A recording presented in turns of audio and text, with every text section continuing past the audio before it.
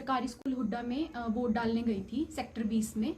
तो वहाँ पे मेरा जो बूथ था, वहाँ पे जब मैं गई वोट डालने के लिए, जैसे मैंने उनको अपना वोटर कार्ड दिखाया, तो वहाँ पे मेरे ऑलरेडी साइन किए हुए थे पंजाबी में।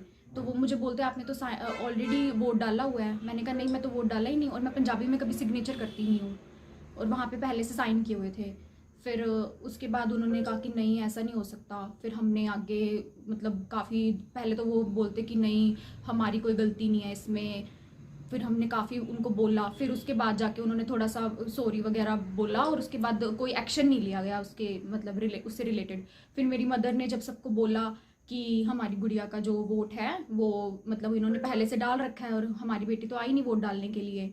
फिर काफ़ी वहाँ पे बातचीत हुई। उसके बाद फिर हमने कंप्लेन करी।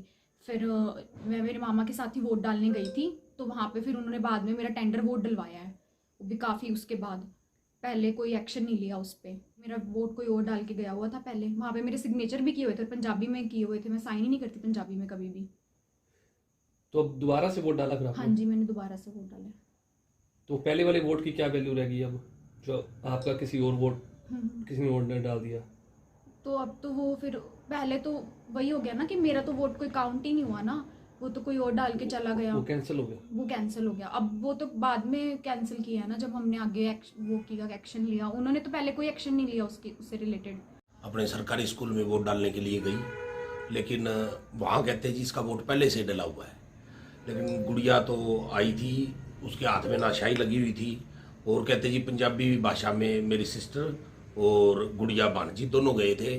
तो उन्होंने काफ़ी उनसे बीएलओ को से भी पूछा, और जो ऑफिसर है वहाँ पे उन्होंने कोई वो उनकी बात नहीं मानी कि आपका डल चुका है। जबकि गुड़िया के पास इसका प्रूफ भी था कि हाथ में नाशाई थी, उसके पास आईडी भी थी, लेकिन वो कहते डल चुका है वो।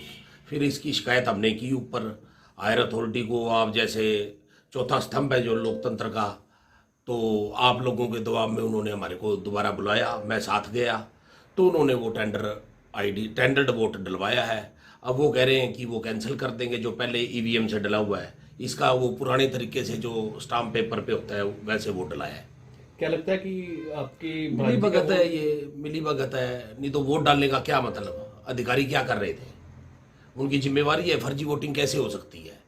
जबकि अब तो सरकार कहती है लोकतंत्र को मजबूत कर रही है ईवीएम पे कि ये बहुत ज़्यादा सेफ है। लेकिन सेफ तो देख लिया हमने कि गुड़िया का वोट बड़ी मुश्किल से जद्दोजहद करने के बाद, पढ़े लिखे तो अनपढ़ों के साथ क्या होता होगा। कितना टाइम ये जद्दोजहद करती रही? दो घंटे, करीब 2 घंटे।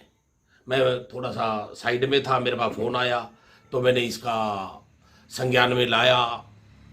उनको भी कहा वहाँ मौके पे जाके, तो उन्होंने मतलब आप जैसे पत्रकारों के सहयोग से वोट डल सका मेरा। तो वोटिंग भी रुकी उस दौरान? वोटिंग तो ऊपर से हमने कंप्लेंट की तो ऊपर से अधिकारी आए भी, उन्होंने चेक भी किया।